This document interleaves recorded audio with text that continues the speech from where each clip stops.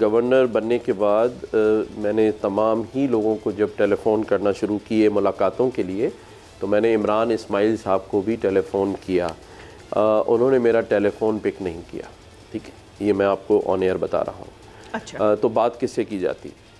دوسری بات، آپ نے عمران خان صاحب کی اور ایک سیاسی بڑی پارٹی کی بات کی اور یوتھ کی بات کی، تو یہ میں آپ کو بتا دوں کہ ابھی 3 دن پہلے ہی ایک غیر ملکی سفارتکار سے میری ملاقات ہوئی گورنر ہاؤس میں۔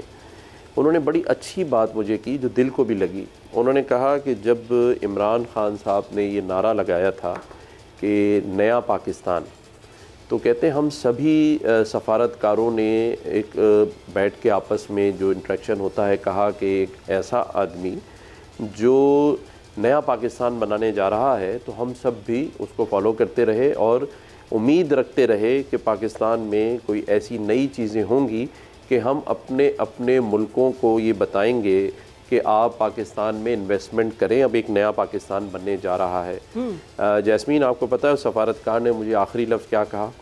اس نے کہا کہ 3.5-4 سالوں میں ہم نے پاکستان کو نیا بننے کے بجائے اور ورسٹ نیچے آتے ہوئے دیکھا، اور جتنی باتیں عمران خان صاحب نے اپنی تقریروں میں کہیں وہ کہتے ہیں کہ ہمیں ایک بات بھی عملاً اس پاکستان میں ہوتی ہوئی نظر نہیں آئی۔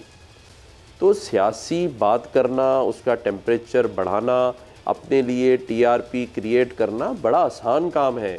میں آج اپنے ملک کے خلاف بات کروں گا تو بڑے ٹکرز بجیں گے پڑوسی ملک بھارت میں بھی، اور دنیا کے نیوز پیپر میں فرنٹ پیج پر آئے گی میری بات، اور اپنے ملک میں بھی بہت سارے لوگ جمع ہو جائیں گے سرکس میں باتیں سننے کے لیے۔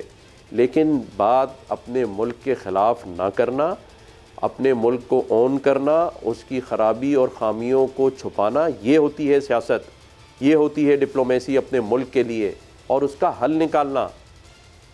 آ کر چینل پر بڑی بڑی باتیں کرنا، چیخنا، پکارنا، میں آپ سے پوچھتا ہوں کیا 1 کروڑ نوکریاں ملیں ان کے دور حکومت میں؟ 50 لاکھ گھروں کی چابیاں دی گئیں ان کے دور حکومت میں؟ کہاں ہے مدینہ کی ریاست؟ کہاں ہے اسلامی اصول؟ صرف بات کرنا، ایاک نعبد و ایاک نستعین کہنا، دل سے اس پر عمل کرنے میں فرق ہے۔ لوگوں کو جو معصوم ہیں، وہ یوتھ جو ان کی کہی ہوئی باتوں میں آ چکی ہے یا آتی رہی ہے، تو باتیں تو میں بھی آج اگر آپ کے چینل کے تھرو کہوں کہ کل سے گورنر ہاؤس میں اپلیکیشن جمع کریے، میں 1 کروڑ نوکریاں دینے کے لیے تیار ہوں، تو میرے اس گورنر ہاؤس کے باہر رش لگ جائے گا، سوشل میڈیا پہ میرے لیے تعریفیں شروع ہو جائیں گی، اور پھر میں نہ کروں تو یہ تو کوئی بات نہ ہوئی نا۔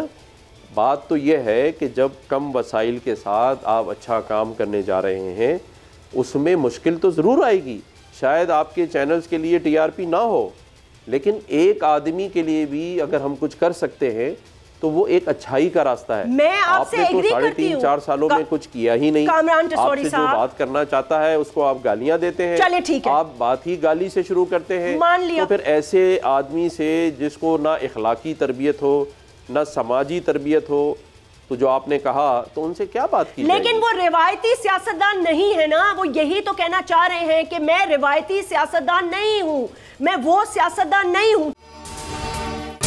اگر یہ ویڈیو آپ کو پسند آئی ہے تو اس چینل کو سبسکرائب کریں اور بیل آئیکن کو کلک کریں۔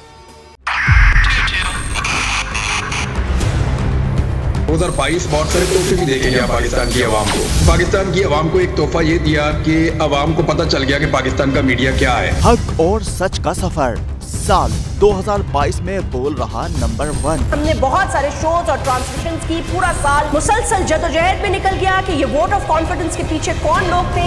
توڑے ریٹنگ کے سبھی ریکارڈ، سوشل میڈیا پر بھی سب سے زیادہ تیزی سے 2.4 بلین ویوز کا سنگ میل عبور کیا۔ اینکرز کو بھی عوام میں سب سے زیادہ مقبولیت ملی، اور سوشل میڈیا پر بھی بول رہا سب پر سبسکرائب کریں اور بیل دبائیں تاکہ کوئی خبر رہ نہ جائے۔